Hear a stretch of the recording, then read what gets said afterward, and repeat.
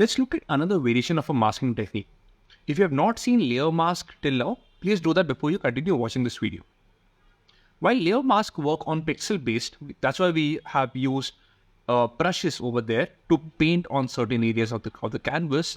There's something called vector mask that works based on paths. Now, in this particular image that we had started off on in the previous version, let's try to remove the gate from here using a vector tool. So with this, what I would want to do is first select or create a particular mask, and let's do that with the pen tool. Now with the pen tool, I can select this entire gate, and that's going to be easier compared to the brush over here.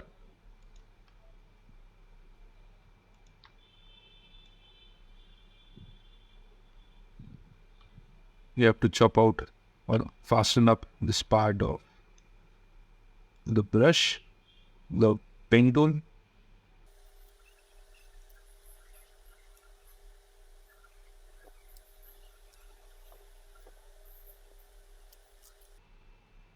Now over here, what I've done is I've created a path using the pen tool on the gate right here.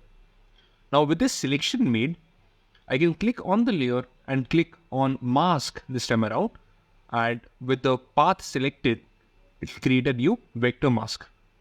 Now with this vector mask, I can see that this area has been selected. However, the visual is not exactly what I needed.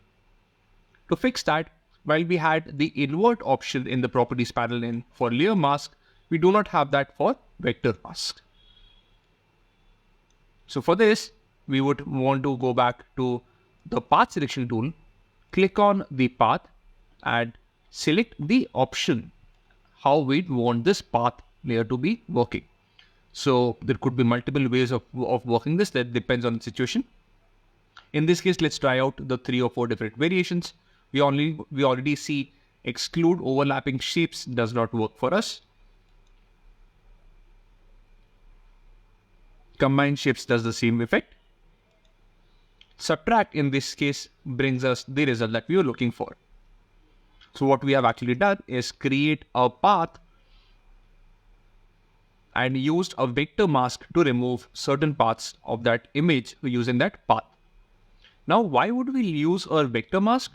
Because in certain cases, vectors have way more clear definitions of edges and simple corners than a pixel mask does.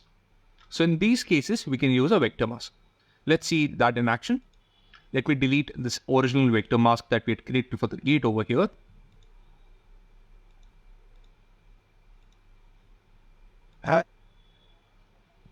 And what I would do is get into a custom shape. I have certain shapes over here. Let's select the tree. Well, the tree is one of these which will have very fine details in the corners and the edges. And before I create a path over here, I need to make sure that the path option is selected in the options menu. So instead of shape or pixels, this should be path. With that selected, let me create a small tree right here. And with that path, I can create a new layer. Change the setting options again to subtract. And we can see the new shape is right here. And this path can be selected using the direct path option tool, and I can move it around as it where I want it. Because it is a path, scaling this up will let me not lose out on the intricacies of the corners and the edges that were there.